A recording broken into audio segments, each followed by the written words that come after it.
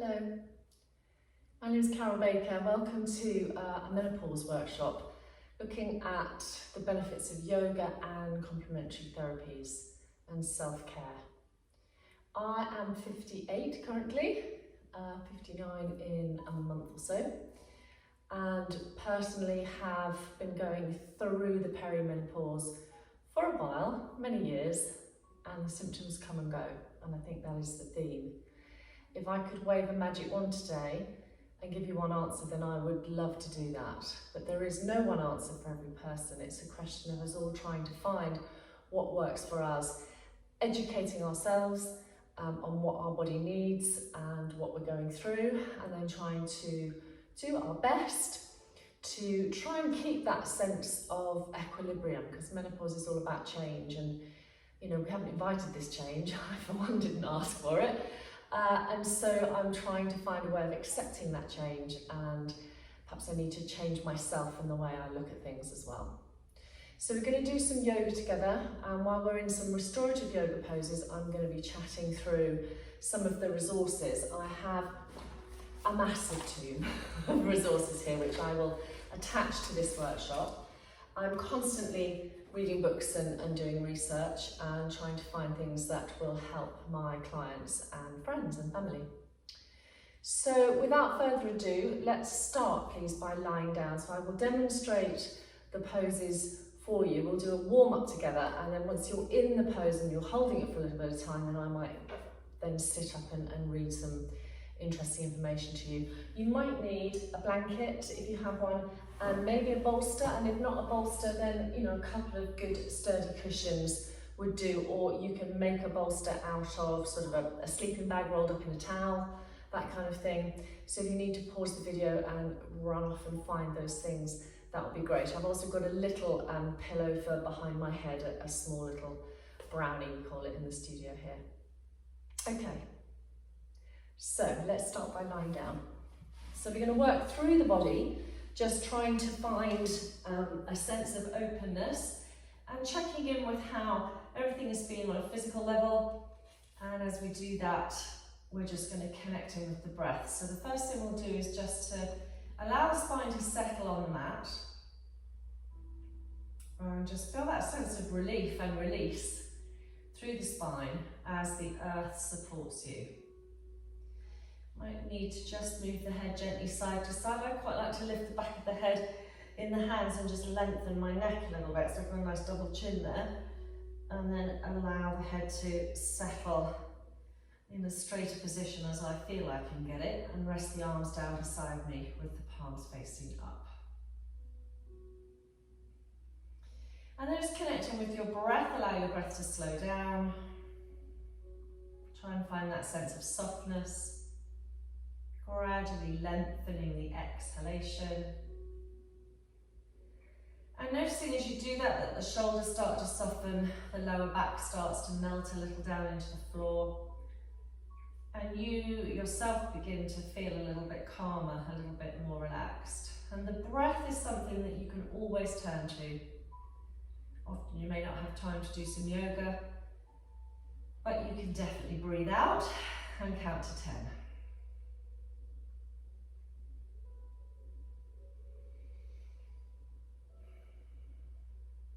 So let's start by just a little lower back massage, tucking the knees in, squeezing them towards the chest,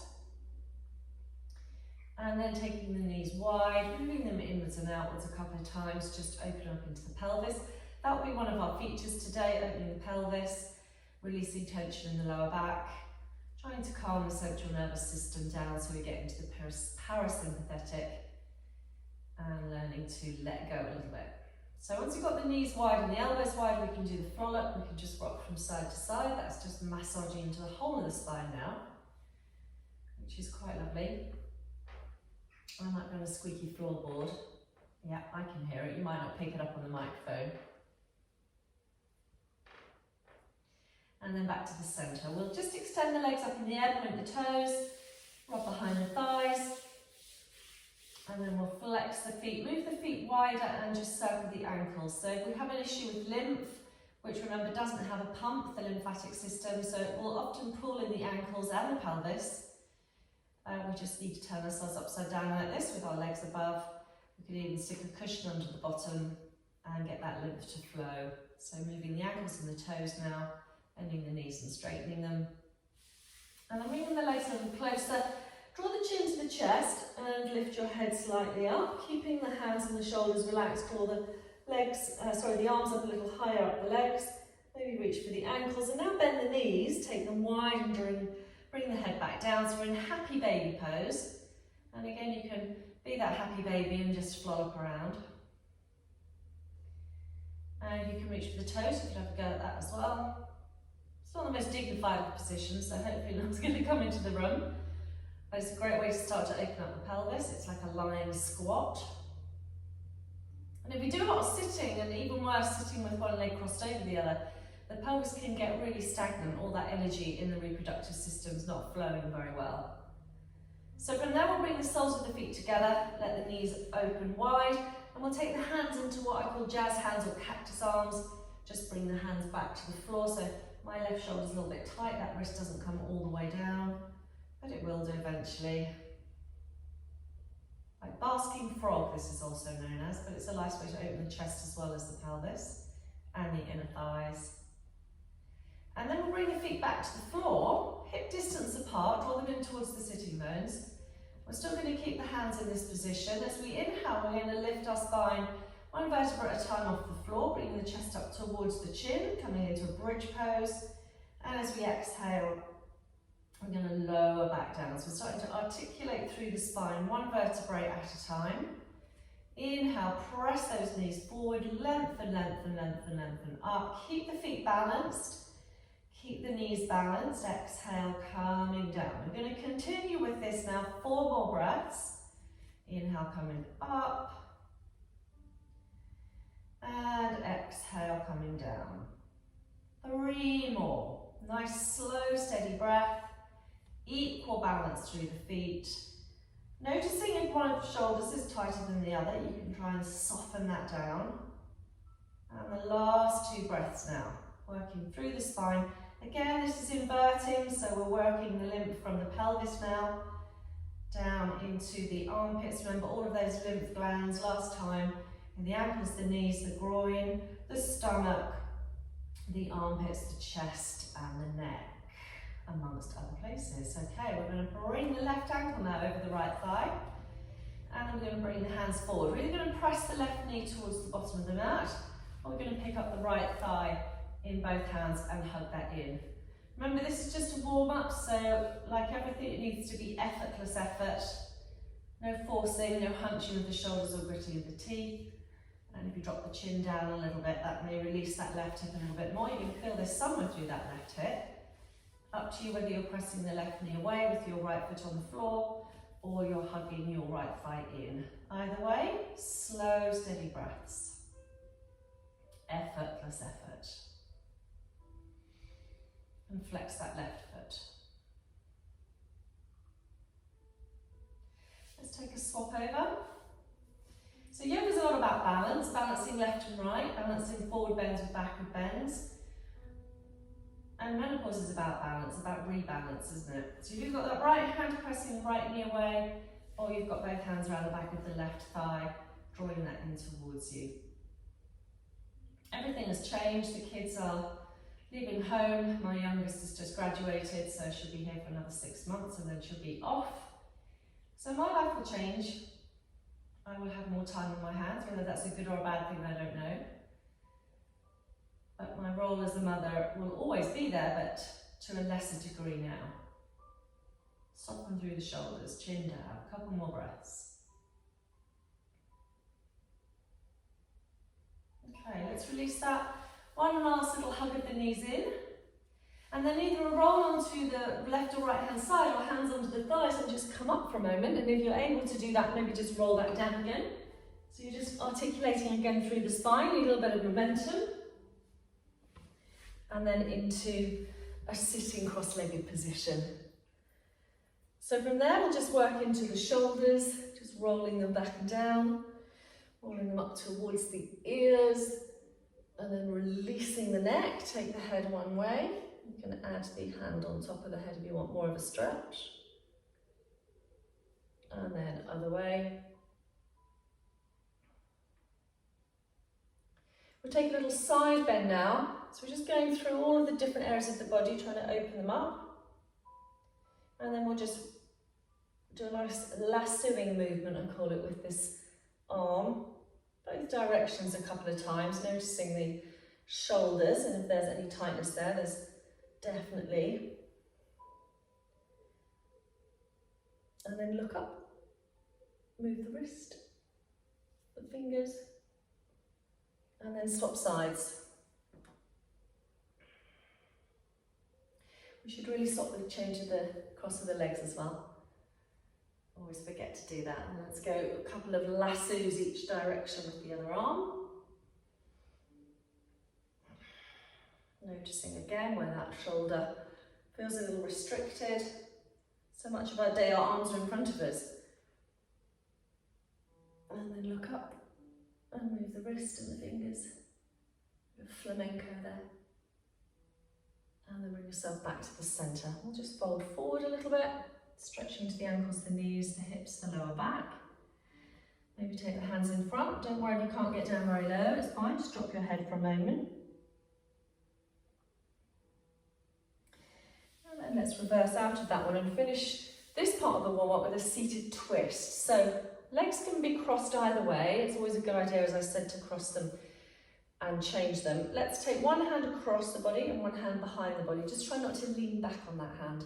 So if I do a sideways version, I'm not right over here. Okay, I'm trying to use this back hand to keep me upright.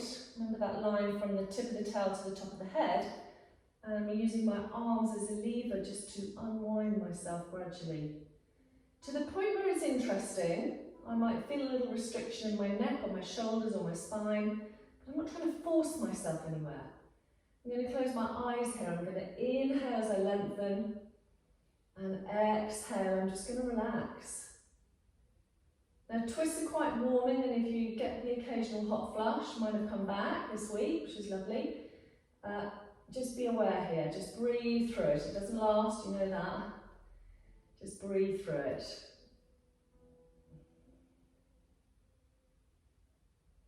Let's come back round the way, swap the legs, swap the arms.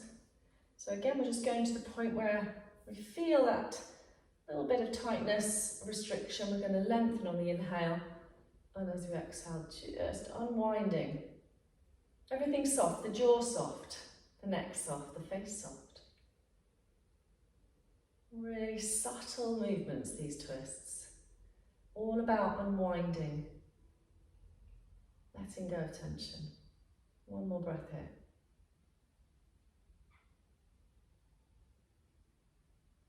Okay, all the way back to the centre. Last two poses for our warm-up. Cat pose and dog pose. So, spreading the fingers wide. Is it just me whose hair falls out in the menopause as well? Because everywhere I look on this mat, there's bits of my hair. So, I'm spreading the fingers wide. Elbows slightly softened. A little bit of core control here, so just draw the navel up. And then two movements. Exhale, tucking under, chin to the chest, tailbone tucks under, bra strap sort of towards the ceiling. Squeeze the navel up, draw the pelvic floor in. And then head comes up, tail comes up, middle of the back drops down, head and tail away from each other. So the breath is an inhale to look up, and an exhale to look down. Curling the spine, lengthening the spine. Keep going with this. Inhale to look up, nose and tail away. Head and tail lifted. Exhale, look down. Head and tail towards each other. Bra strap towards the ceiling. All of that space now between each vertebrae. And you can stay here in your, what I call, regular domesticated cat, or actually you can sort of go slightly off-piste for a wild cat or an alley cat and add a side bend in. I quite like that. The other thing you could do is go back a little bit, so your bottom's more towards your heels. That gets a little bit more into the lower back. And we can come forward. So anything weight bearing, we're going to start to increase the bone density. That's vital in the menopause, as is your uptake of calcium. and vitamin D and magnesium and vitamin K. All of those things help in your diet. Let's do a few more cat poses here. Strength into the wrist. That's one of the first most vulnerable areas of the body if you fall, isn't it? Okay, from here, we're going to unfurl into the downward dog. So the toes are coming to tuck underneath you. You're elongating from the spine. I don't need the legs to be straight. If you want to, that's great, but keep your spine nice and long. Bit of blood to the brain now, so move the head slowly. You can release the neck really easily in this down dog. Gently walk on the spot. Now it depends on how your arms are feeling. Make sure you've got your fingers spread wide. You haven't got all the weight in your wrists, so you're pressing your knuckle bases down. You can stay here, come down onto your knees for a break and come back up. Or you can try my favourite dog wing up the tree variation. So you lift one leg up in the air and turn the other heel out. And then you bend that knee so the heel comes towards the bottom. And you sort of look up as if you are literally like a dog. Relax the shoulders here. Press the opposite heel down. You get the most gorgeous calf stretch. Think about this as reversing the aging effects of gravity. That's definitely a bonus. Okay, you can come again down onto your knees if you need to and rest. You can keep both feet on the floor or you can do the other side. Turn the bottom heel out and down. Bend that top knee, heel towards the bottom, look up. Underneath your armpit, breathe. Keep the balance through the shoulders and the hands. Don't have this all in your wrists. If needs be, you can come onto your forearms. Okay, we won't do both legs at the same time. We're going to start now to walk the hands backwards and walk the feet forwards. And we're going to do our first pose, which is a standing forward bend. So make sure that the feet are balanced. You're going to hold either the elbows or just let your arms dangle here. And you're going to close your eyes. So you're just folding from the hips here. Just allow the head to gently move side to side. And again, think of this as reversing the aging effects of gravity. So we've got lots more blood going down now towards the head, neck and shoulders. Releasing tension in the neck, we're stretching the back line of the body. So you'll feel this through your hamstrings, your lower back, maybe into your shoulders and your neck. Just a few more breaths here. Everything else we're doing today will be either sitting or lying, because we're working more from a restorative yoga perspective. We're trying to get the body into that parasympathetic nervous system, stepping off of fight or flight, reducing adrenaline and cortisol, slowing the breath down, slowing the heart rate, slowing the blood pressure, and just letting our body try and rebalance. That's all it's trying to do, recalibrate now, as our hormone levels are changing on a day-by-day basis. Few more breaths here.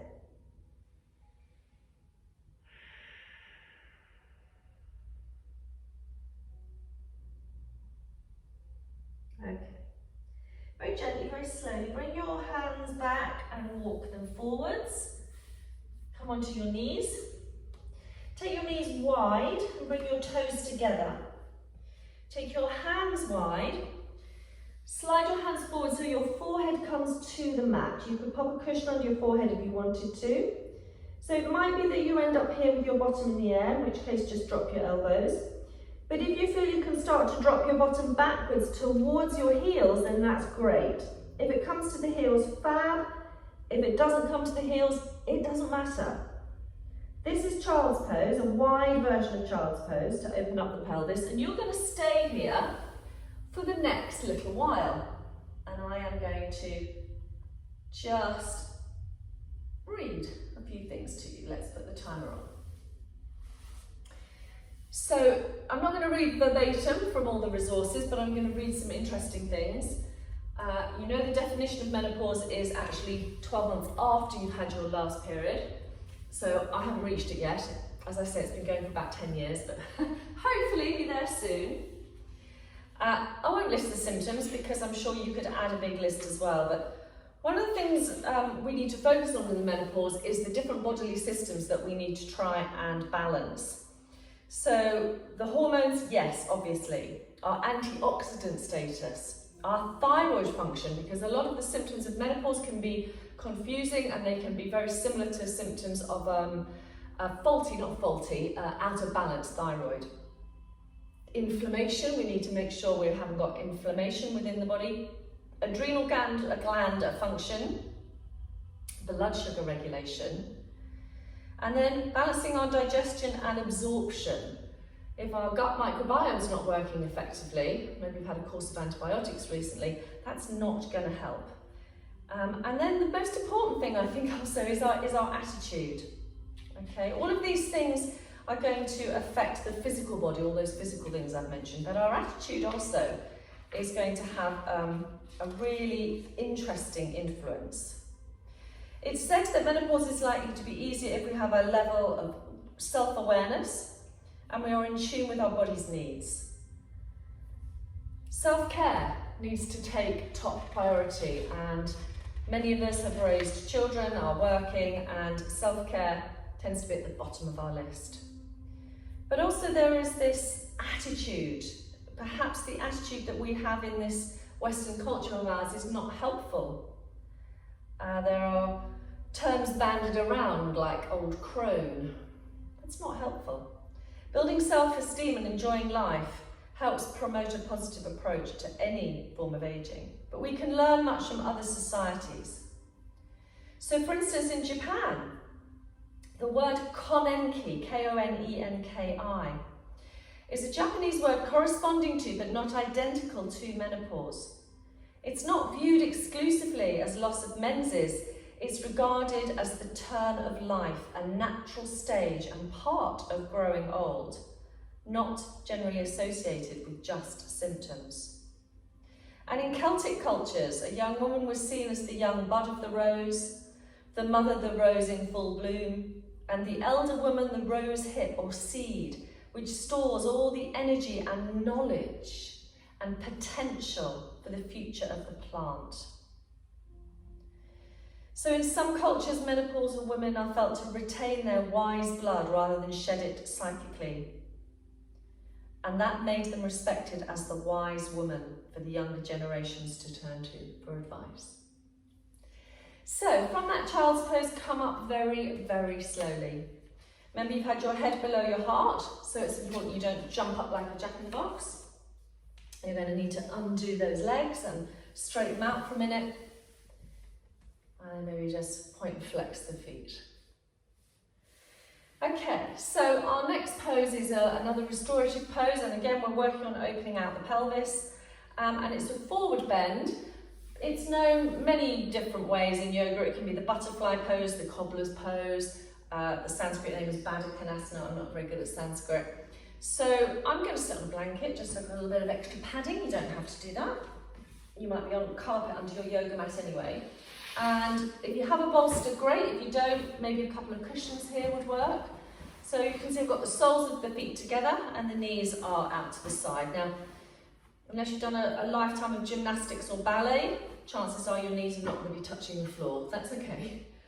And you're not going to push them down either. So we do have sandbags in the studio, and sometimes I'll rest a sandbag on the inner thighs here, but today we're just going to use gravity. I need to find my sitting bones and hoik myself onto those, and I need to find that sense of balance. So automatically with my legs in this position, I'm opening the pelvis, but I'm also going to come forward. And if I can, I want to rest my hands on my bolster or my pile of cushions. And then my palms are facing up, so I'm not trying to force myself anywhere. I'm just going to start to soften and surrender forward. Now it might be, this is about all you can do. If you had an extra couple of cushions, I could reach here for my brownie. I could maybe just balance that there, and I could rest my head there, and that would be absolutely fine. Everybody is going to come into this position to the level for them that is just interesting enough. Okay, we're not trying to get anywhere, we're just trying to soften and release here. So for me, that's about my comfort zone. And if I want to go beyond my comfort zone, I might take the brownie and bring my head down a little lower. For you, you might be a little bit higher. So we need to spend a minute just settling into this pose, and then we're going to spend a few minutes just being within the pose. So I'll let you start to settle. Make sure that the shoulders are relaxed, the back of the neck is relaxed. You could even support your head in your hands here. But either way, find a position that you can start to relax. Close your eyes, release your jaw, and just breathe. So menopause again is about transformation. I like the analogy of molting feathers as the children fly the nest. We are molting and we're creating a new coat and a new attitude, new things that we might want to do. We will focus a little bit more, I hope, on our intuition, be more introspective. What can we let go of? What thoughts and habits and behaviours now can we move away from and change? And there is, of course, this power of coming together. Now, I normally run this workshop live with 6 people in the studio here, which we did last week, but I've had requests to do it online. But the power of coming together, just as a group of women, is really, really, really important. So just take the awareness now into your breath and allow that breath to slow down. Again, you're not trying to get anywhere. You're just trying to soften. You're just trying to breathe. You're just trying to be. If thoughts come into your head, that's fine. Just acknowledge them, but you don't need to become attached to them. You can just let them go. You can come back to this softening breath. Notice where the pose starts to highlight little bits of tension to you. I wish I put a blanket under my ankles now, because I can feel that's a little bit uncomfortable. But it'll go, it'll move.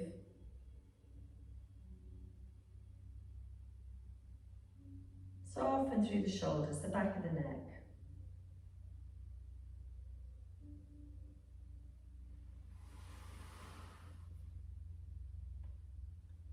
So I'm going to invite you now to do another 5 breaths here. And the significance of the 5 breaths is we know that if we can slow our breath down to 5 breaths a minute, then we start to reach that relaxation response. We start to go into the parasympathetic nervous system.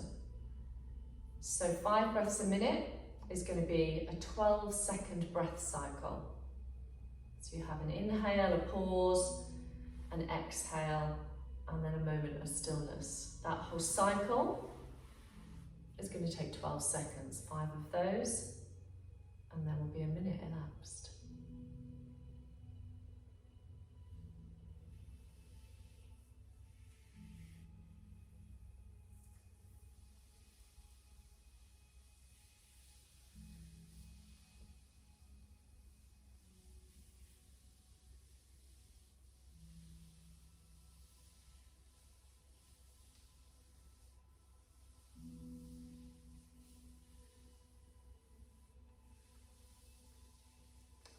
Okay, so let's come up slowly. Let's move the bolster. Let's definitely bring the knees manually back together and stretch out the legs. And then maybe just link the fingers together, bring the arms up, and stretch up through the spine.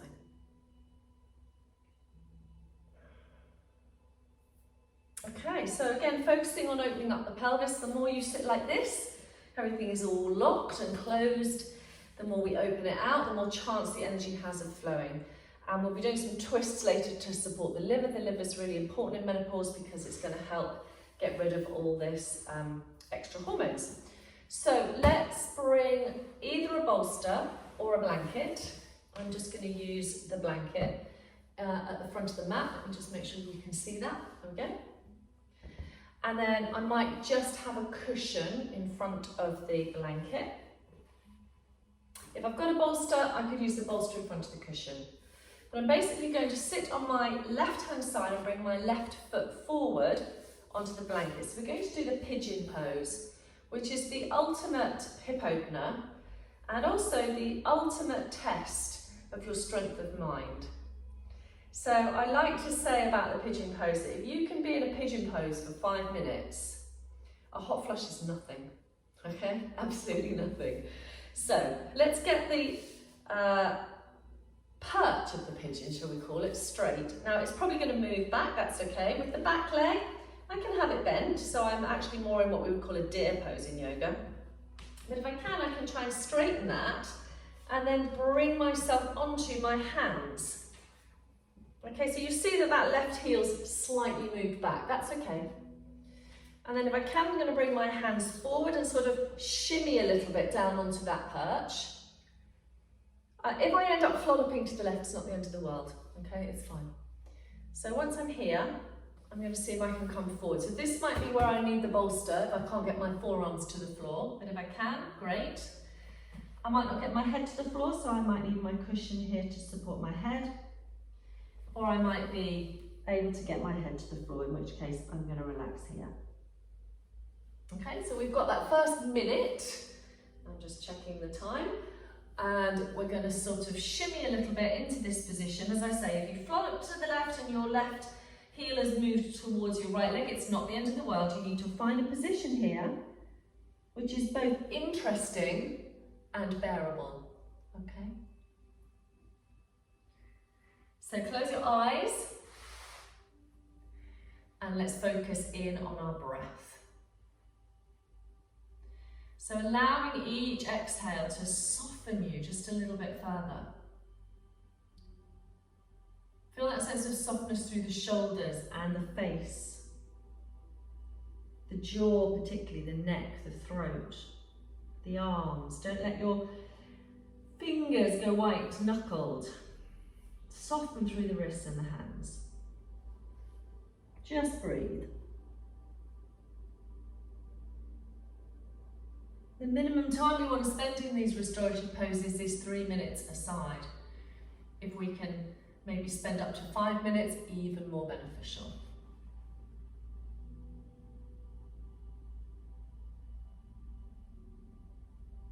If there's any adjustment that needs making, that's fine.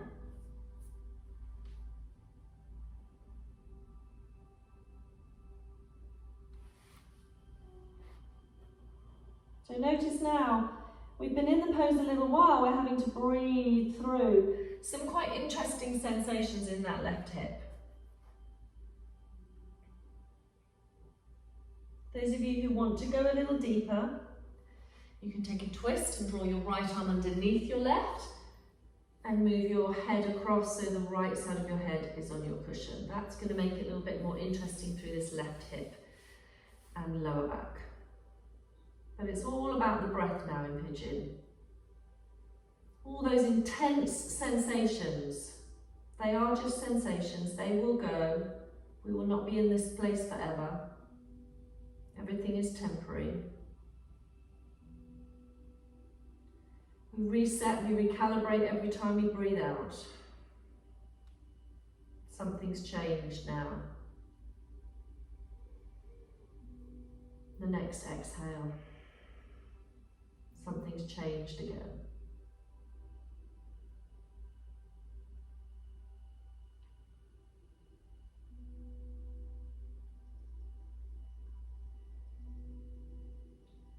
Five more breaths here. 5 more breaths.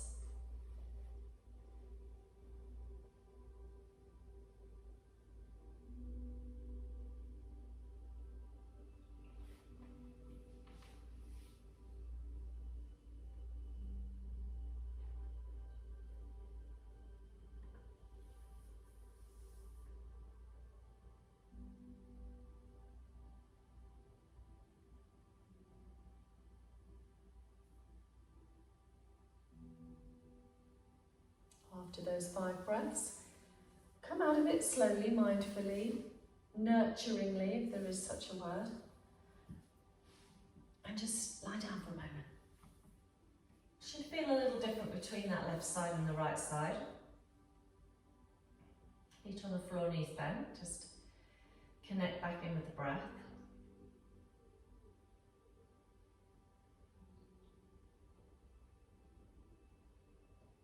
And then a little squeeze of the knees into the chest. come up if it wants to, and then roll up again. And we're going to try it on the other side.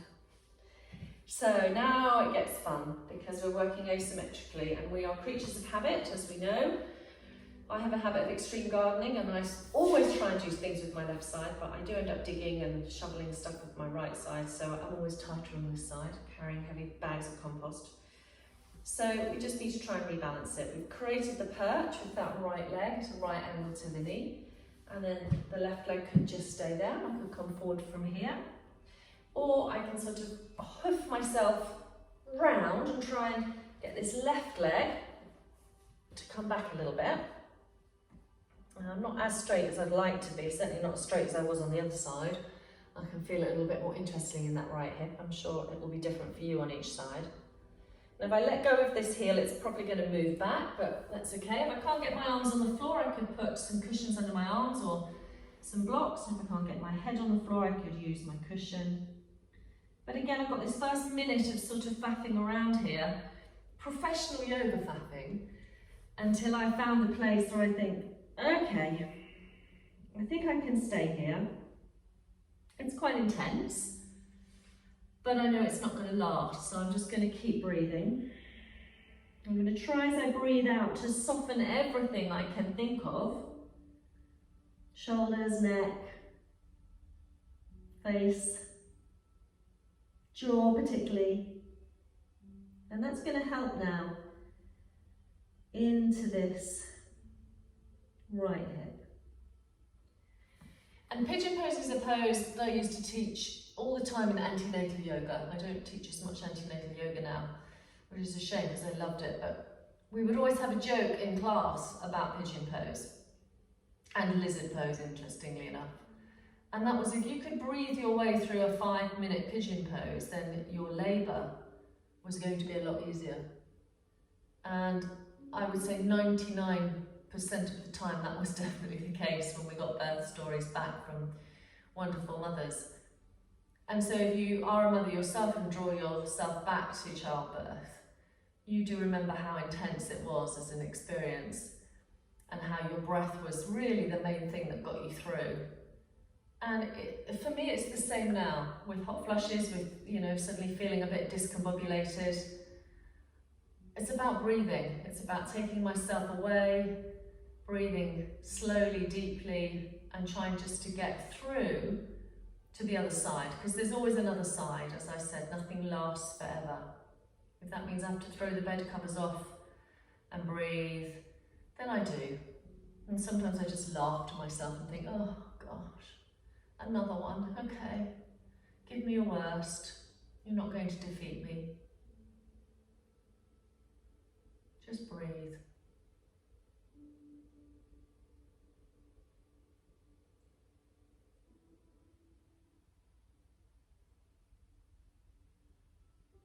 Let's go for 5 more breaths. If you wanted to add that extra twist in, the left arm comes through. You turn your head to the right, bring the left side of your face down, and breathe here. Remembering those 5 breaths, aiming for a 12-second breath cycle, so it should take you about a minute to complete those 5 breaths.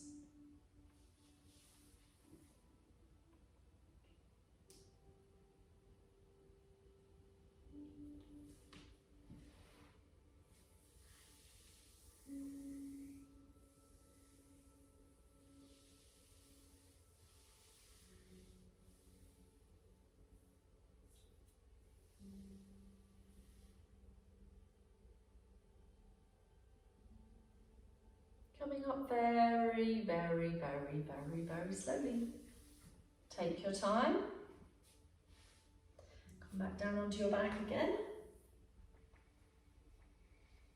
And maybe take your arms up above you, link your fingers together, stretch your arms out, and then stretch your legs out. That might make you yawn, that's okay.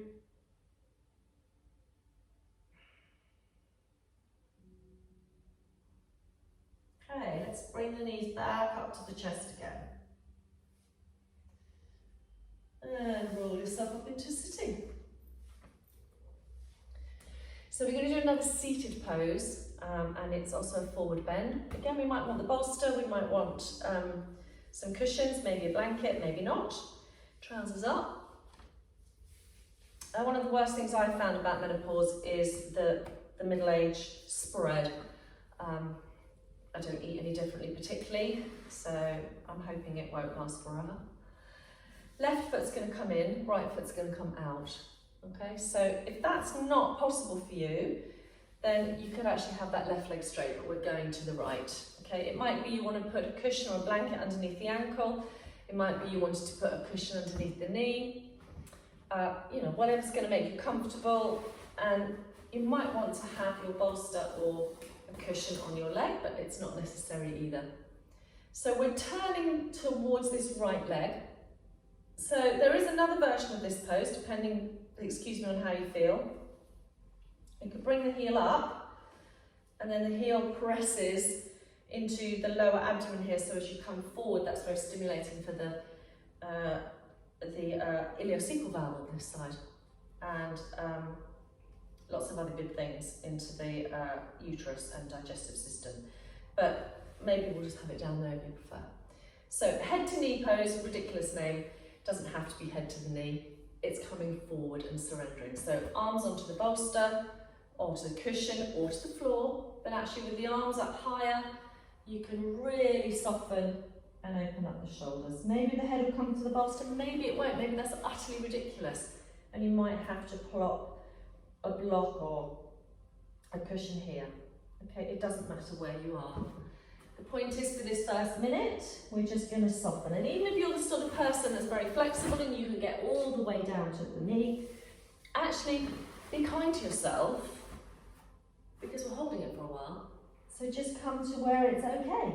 It's all right to be. Hands up or hands down, doesn't matter. Shoulders are relaxed. Back of the neck is relaxed. You're not holding your head up. Again, you could just rest your head in your hands. But the idea is it's a forward fold, a folding from the hips over that leg. So, a little bit longer of the professional faffing before we take up the position and start to breathe. So the resources that I have for you in this menopause workshop are vast, and they cover many different subjects. Nutrition is one of them. We know that food is medicine. Hippocrates was right when he said that. Let food be thy medicine.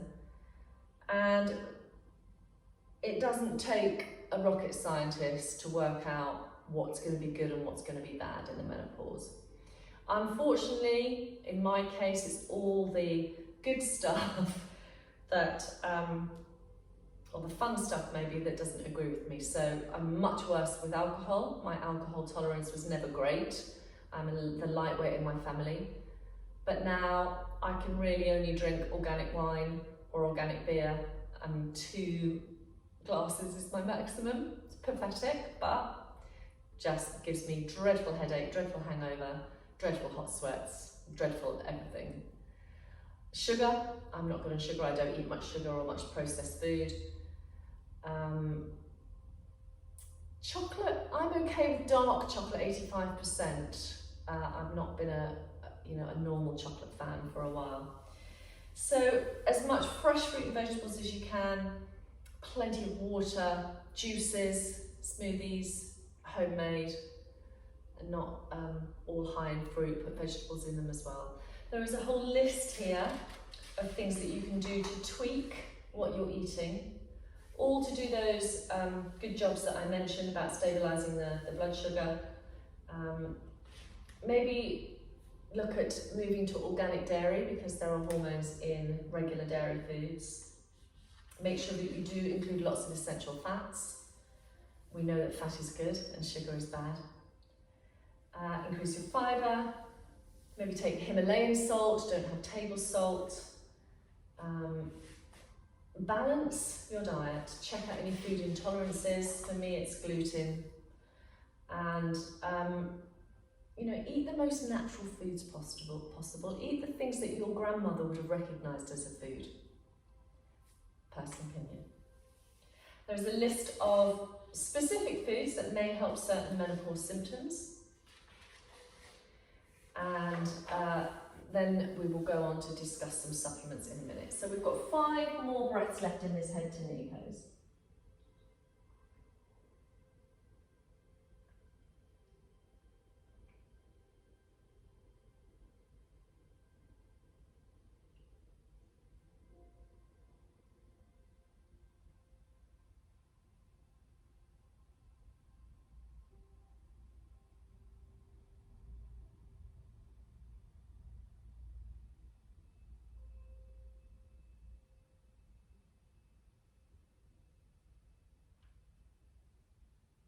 Okay, again, coming up really slowly.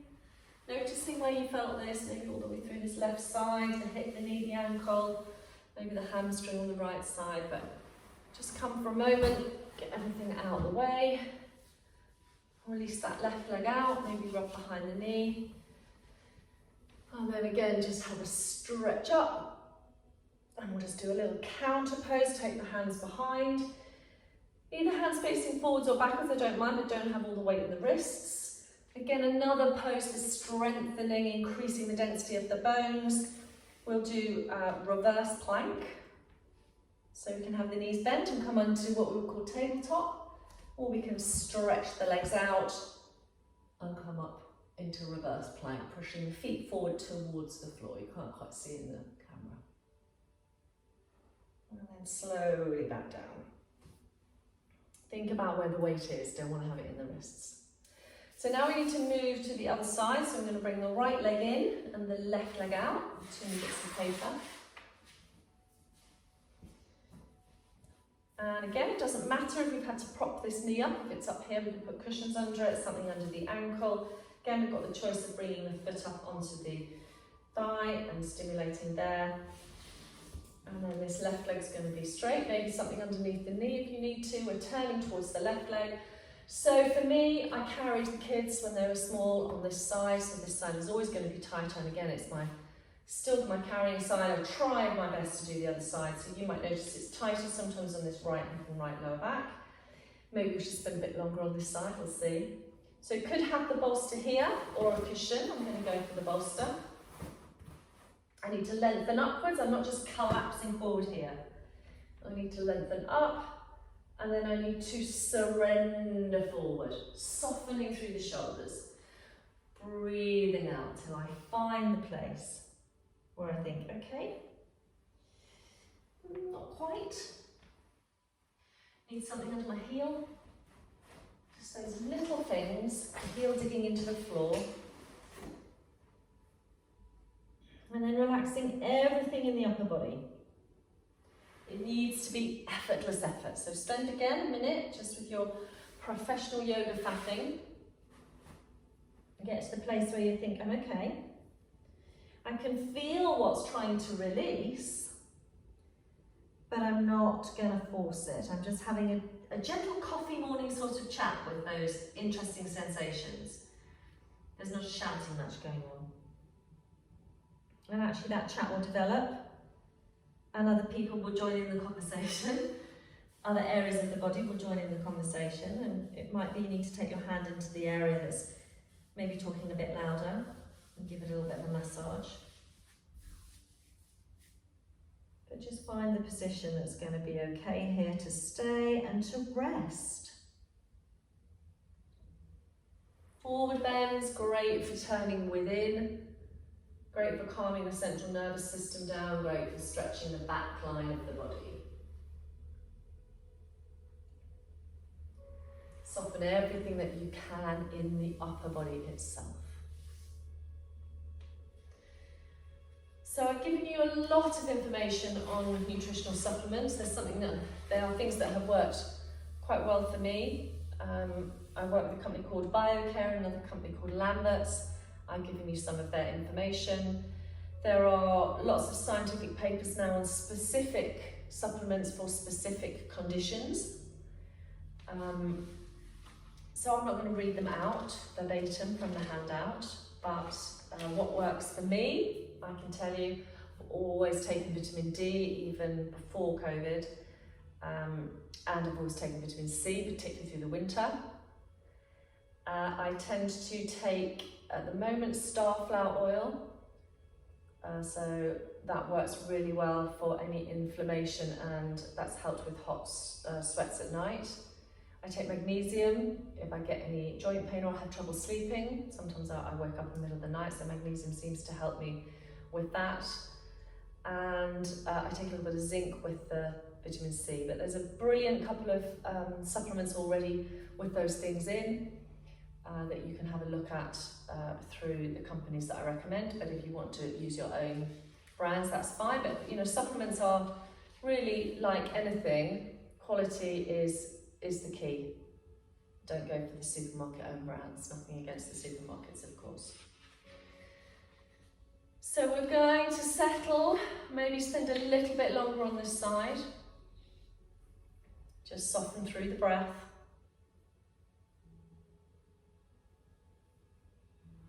Let's go for 5 more breaths here.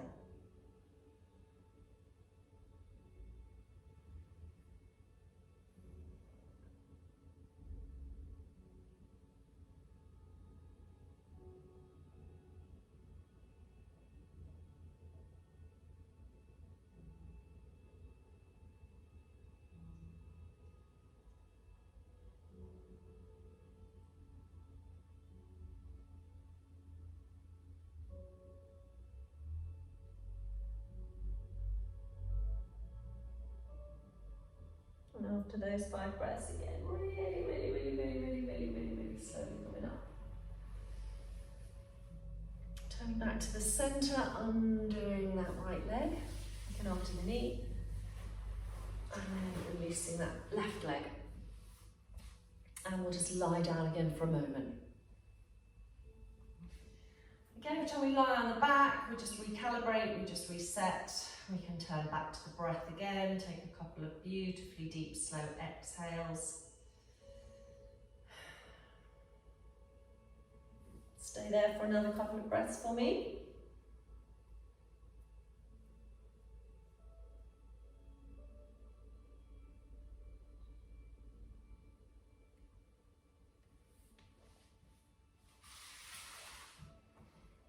Okay. So this next pose, it would be useful if you had a bolster, but as I said, a couple of big thick cushions would be fine. You're going to bring them underneath your bottom, like so. I'm just going to move my back a little bit. And I'm going to give you a couple of choices. So we're going to do supported bridge pose. If you remember in the warm-up we came up and down into bridge pose, but this is now a restorative version. So I'm going to lower myself with as much grace and elegance as I can back onto the floor. I like a little blanket underneath my head, bottom of my head, top of my neck. And I could have my arms down beside me, I could have them out to the side, or I could have them up above me, depending on how much I want to open into the shoulders. Think of all the lymph glands through the armpits as well. And I need to just sort of jiggle around a little bit until I find the bolsters in the right place. And I might be just happy to stay here, or I might want to stretch a little bit more into the front here, so doing a back bend, to open up the pelvic region, to stretch the psoas, and as a result of that release my lower back a little bit. So I might want to straighten the legs and just let them sort of flop here. So my feet, you can't quite see, but my feet are just resting on the floor. And I'm looking for a sense of balance initially, having a little wriggle around, trying to feel balance. And then I'm going to settle here. Okay, so I'm going to close the eyes, relax the jaw, and just breathe. So I'm going to leave you here as I come up, so I can read a little bit more information for you. But you're going to stay in this bridge pose now for the next few moments. So I've mentioned food, I've mentioned supplements, and now I'm going to talk about herbal remedies. So I'm not a herbalist, and I have a very good herbalist that I know and use, but I've studied herbs for 30 years, used a lot of herbal remedies myself, and grow a lot of herbs within my garden. If you don't have a garden, just a pot outside the back door. So a lot of the herbs on the list here you can grow in the garden and use. So yarrow is one for example, which is very good at lowering body temperature and alleviating hot flushes and night sweats. dandelion. So we think it's a weed, but it's not. Actually, it's a very good detoxifying herb, and it will support the liver. So you can have the root and roast it and make it into a drink, or you can put the dandelion leaves in your salad. Sage. That's definitely a goer. Sage is fabulous for hot sweats, night sweats. Very easy, you can drink sage tea. And actually, in Turkey, I took the kids there years ago, and in Turkey they have little tea bags of sage tea, which we don't get in this country. I've not seen really sage tea, in, you know, like you get peppermint or something. And I asked why everybody, you know, had this sage tea everywhere, and they said that actually for menopausal women, they drink it all the time because it is so good at reducing hot flushes and especially night sweats. So you can grow sage in the garden, you can buy it in the supermarket, you can have a pot by your back door. Red clover, you can sprout little red clover seeds. They are a great source of phytoestrogens, which I talk about in the dietary section. You can grow evening primrose in this country, but it's easier just to get the oil. Nettle. It's one of my #1 herbal remedies. It's absolutely brilliant. It's rich in iron, so if you have heavy bleeding, perimenopause, it's great. It's got potassium in it. Great for inflammation. The nettle seeds are supposed to be even more nutritious than the leaves, and this is the time of year where the nettle seeds are there. And then raspberry leaves. So if you've got some raspberries in some pots in your garden, you can pick the leaves and make raspberry leaf tea. That's great for really helping with heavy menstrual bleeding, and helps tone the uterus. Ladies' mantle, Alchemilla vulgaris is known as a happy uterus tea, and I have that in my garden, which I've used on many occasions. And then another couple of herbs, turmeric, great as an anti-inflammatory, and milk thistle, great and helps support the liver. So I think you can take another 5 breaths now, please, in this supported bridge pose.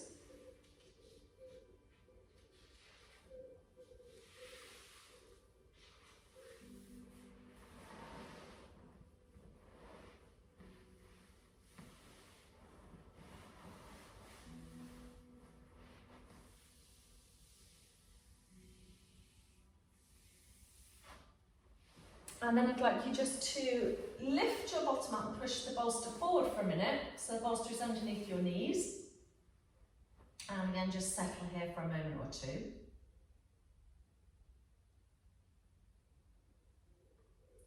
So the next poses that we're going to do, there are lots of different variations, and I'm going to show the variations, and then you can decide which version of the pose you want to do, or you may want to move from one to the other.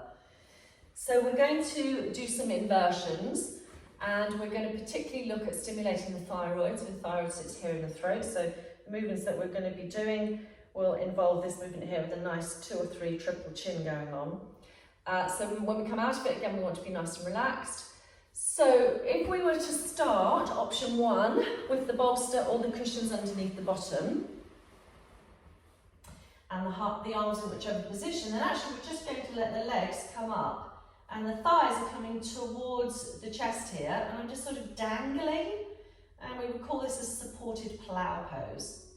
Now it might be I felt I wanted to go into plough pose for a minute, which is being up at my elbows on the floor, and I push off the bolster and I grab hold of my lower back, and I can either let my legs dangle in the air here, or eventually they may come to the floor. Now if you've got more than your fair share in the chest department, this can be a little bit tricky.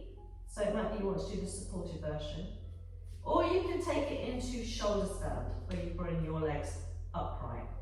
Okay. Might want to just bring the elbows in a little bit and hold it here. So when you're coming back down, follow your plough, you're sort of lowering yourself with as much grace and elegance back onto that bolster, and then maybe staying in supported plough. Okay, so you've got the choice of supported plough with something underneath your bottom here, going into full plough with your legs either dangling onto the floor, coming into a shoulder stand for a short period of time, and then choosing one of the plough versions to finish. Okay, so get yourself with your little bit of professional yoga flapping into whichever one of those you fancy, but you will end up in that supported plough with the bolster underneath your bottom. So yoga is actually one of the best things for menopause, most definitely. And I sort of explained it at the beginning. You know, yoga is about balance. It's about trying to keep the body in a state of ease, in a state of equilibrium. And we're always looking to open up the tight spots and strengthen the weak spots, and gradually bring ourselves back to this homeostatic state.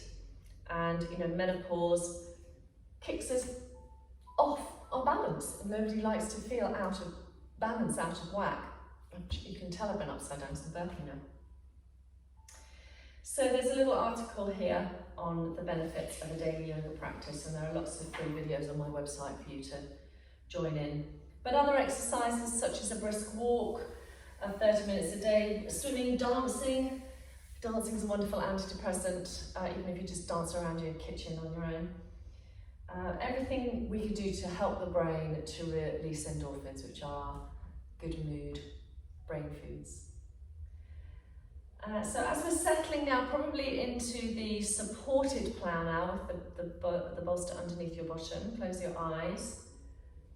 On your handout also you've got some information on aromatherapy oils.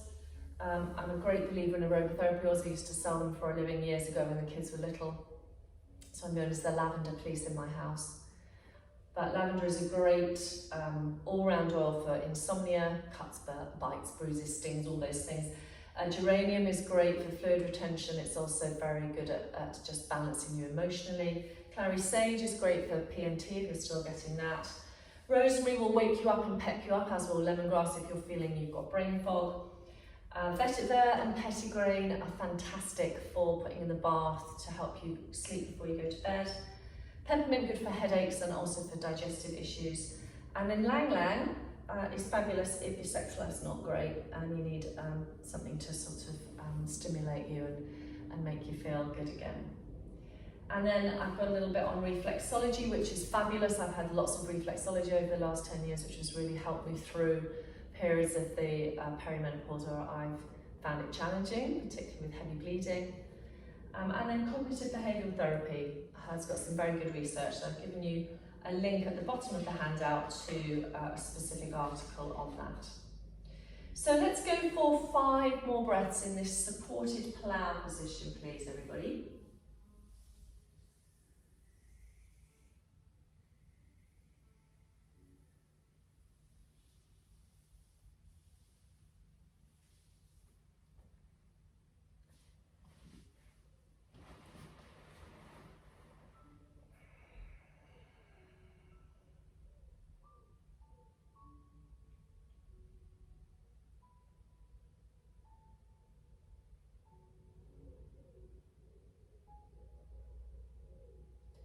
So very gently bending the knees, bringing the feet to the floor. So the bolster is still under your bottom. And then bringing your hands to push the bolster away, bring your back down onto the floor, which may feel considerably different. And just rest the backs of the knees on the bolster and the hands on the abdomen for a moment. So we're going to do a little bit of breathing here, and then we're going to choose the position that we want to finish in for our relaxation.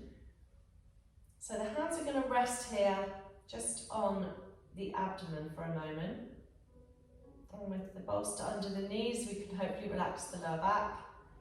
Might need to pick the head up in the hands again for a moment, release the neck.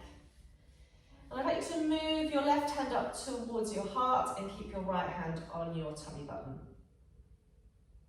And we're just going to focus on a beautifully relaxed breath.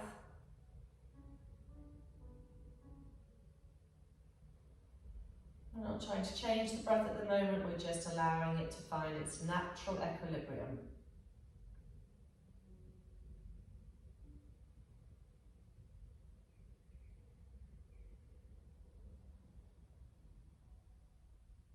I'm going to practice the 3-part yoga breath, but we're going to add in a couple of extra things to this breath practice. So I'd like you to visualise the breath as 2 balloons, which is really what the lungs are.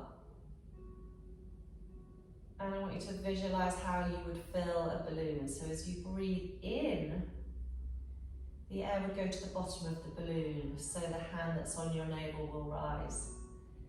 Then the middle of the chest will rise, and then finally the hand on the heart will rise as the balloon fills right to the top. You might tie a little knot in the neck. And then when you breathe out, the air's going to come from the top first, and the middle second, and then the very bottom of the balloon last. So focus on that as you breathe in. Fill from the bottom to the middle to the top. And as you breathe out, empty from the top to the middle to the bottom. Now as you continue this 3-part breath here, invite the breath to slow down. Invite the breath to soften. Invite the breath to be quiet, to be calm, to be effortless.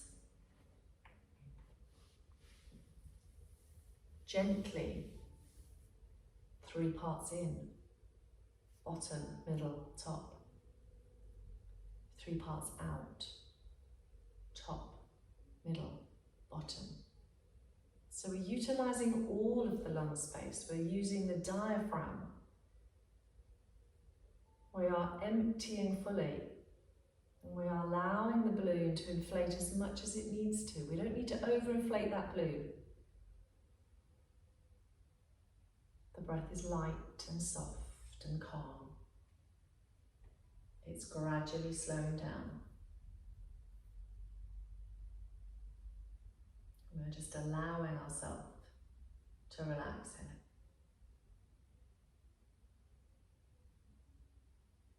When your mind wanders, that's fine.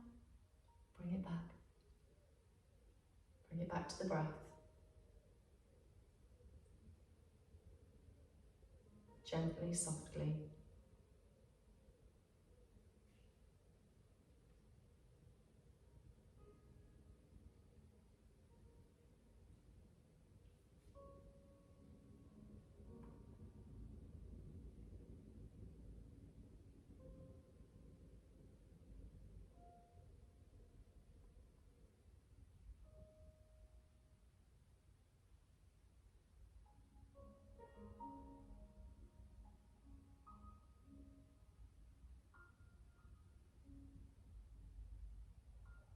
The power of the breath to transform you physically and emotionally is phenomenal. But sometimes we forget. We forget that we have that inbuilt power within us. That old wives' tale of breathe out and count to 10 does work magic. Magic in times of stress or anxiety. Magic if you're going through a hot flush or just having a moment where you can't remember why you went upstairs.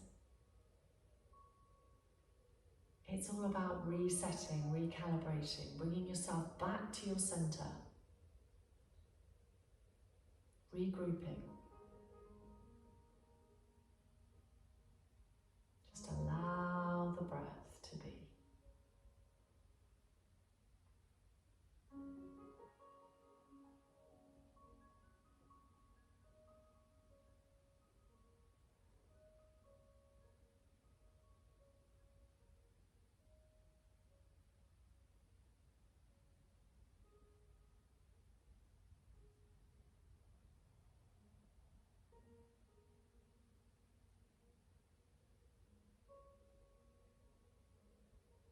I'd like you to give yourself the gift of 5 more of these beautiful full yoga breaths.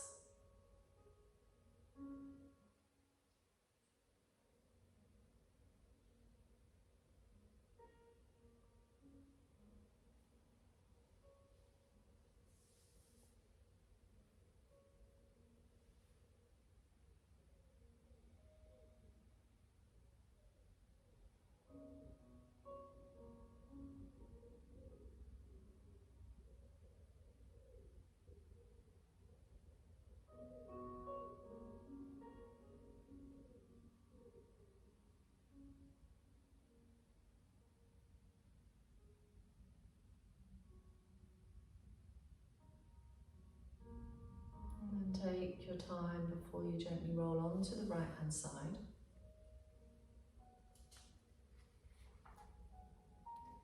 Come up into sitting for our last restorative pose. And you have a choice. I'm just going to grab a brick here. So if you have a bolster and some books on a brick, you can, just going to put that on its side there. I'm hoping you can see that from the camera. And I'm just going to put the bolster over it. I'm going to just lower it a little bit. So it's just at a slight angle, okay? And then the first option is to soles of the feet together, to lie back, and just to rest my arms out to the side. So it's known as Baddha Konasana, reclining bound angle pose. All the energy now you can see is going down into the pelvis, which is nice and open. The rest of my body is completely supported, so my head is higher. The other alternative is you take yourself to a wall. I'm sure you've all got one of those. You'll have your mat here. You sort of bring your bottom sideways onto the wall. It's a bit ungainly. You've got to sort of shimmy round to get your bum close to the wall. And then you grab your brownie, wherever it is, your cushion, and just put your cushion above your bottom, under your bottom, sorry. And you can have your legs at whatever distance you want. You can have your arms out to the side, you can have your arms up above you. But you've got something underneath your bottom, which means you've just inverted slightly so the blood is going down towards the head. Okay? I'd probably have the arms down the side and you're resting back to do the breath. So whichever position you want to be in for your final pose. I'll give you a moment or two to settle into that.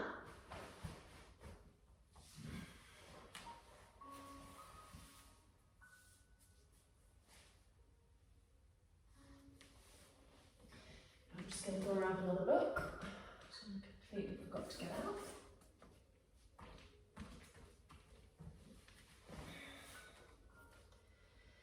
So both Baddha Konasana and legs up the wall pose are absolutely magic. They are the, in my humble opinion, the best two restorative yoga poses you can do. Both will support the spine. One will send blood to the brain and the other will send blood to the pelvis. And you can choose which one you want to do, but I would do one of them on a daily basis. If you can just spare 10 minutes, it'll make such a difference. The restorative pose and some breathing to reset and rebalance.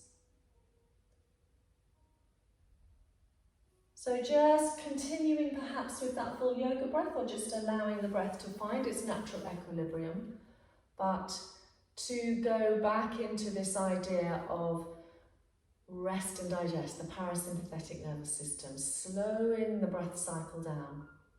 5 breaths a minute is that magic number.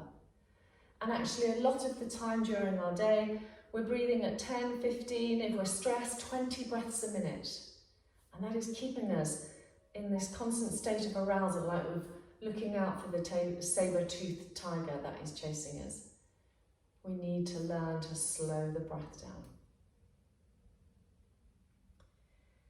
So to finish our session with yoga here, I'm going to read you a poem. And this poem is by Sapphire Rose, and it's one of my favourite poems. And it's entitled, She Let Go.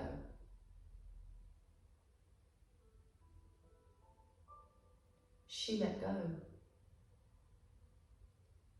Without a thought or a word, she let go. She let go of the fear. She let go of the judgments. She let go of the confluence of opinions swarming around her head. She let go of the committee of indecision within her. She let go of all the right reasons. Wholly and completely, without hesitation or worry, she just let go. She didn't ask anyone for their advice. She didn't read a book on how to let go. She didn't research it. She She just let go.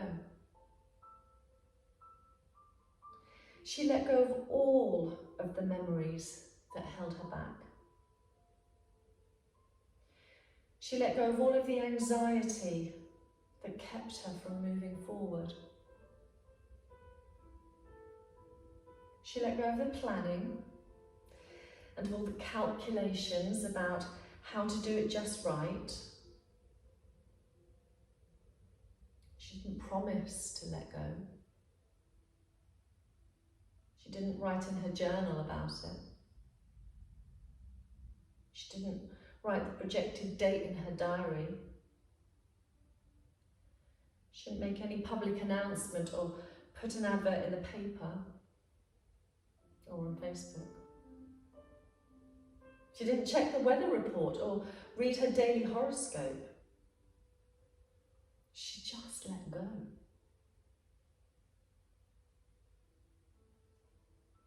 She didn't analyse whether she should let go.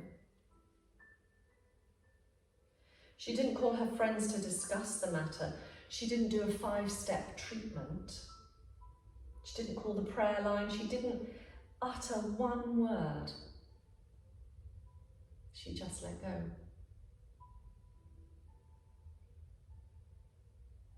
There was no one around when it happened. There was no applause or congratulations. No one thanked her or praised her. No one noticed a thing. Like a leaf falling from a tree, she just let go. There was no effort. There was no struggle. It wasn't good and it wasn't bad. It was what it was, and it is just that. And in the space of letting go, she let it all be. A small smile came over her face. A light breeze blew through her. And the sun and the moon shone forevermore.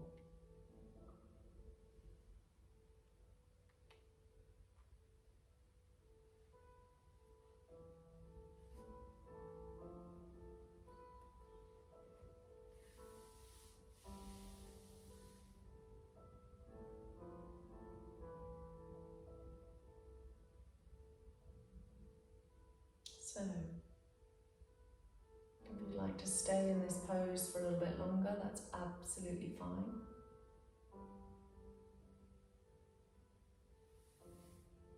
The rest of the handout covers conventional treatment for menopause symptoms. So I go into HRT, the NICE guidelines.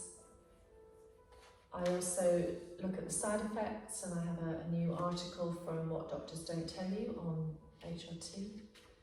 I look at bioidentical hormones. I look at natural progesterone, all of those good things. And then there is also a reading list, my 2 favourite books I have brought along here. The most wonderful Christiane Northrop, The Wisdom of the Menopause. You can see it's very well read. It has everything in it. And she's a very fascinating and clever woman. She is a fully trained doctor and obs and gynae consultant, but she opened up the first natural women's medicine centre in the United States, and she now treats people holistically. And Susan Weed, strange name, but The New Menopausal Years. I love this book as well. It's got lots of natural remedies in it, and it has a very interesting protocol on how to approach different symptoms, not just in relation to menopause, but in relation to anything that we feel puts us in a state of dis-ease, because all we want is a state of ease. And when things send us off balance without our permission, that can be challenging, but life begins at the edge of our comfort zone. That's Neil Donald Walsh, my favourite quote. And so every day is an opportunity to try and rebalance and to try and make the best of what we have. And hopefully what I've given you today in this hour will give you as much information as you need to find what works for you as you transition through this interesting time, this challenging time. And you have all the inner resources. It's all already within us. We have the knowledge. We are those wise women. But sometimes we just have to let go and just be. Thank you, everybody. Namaste.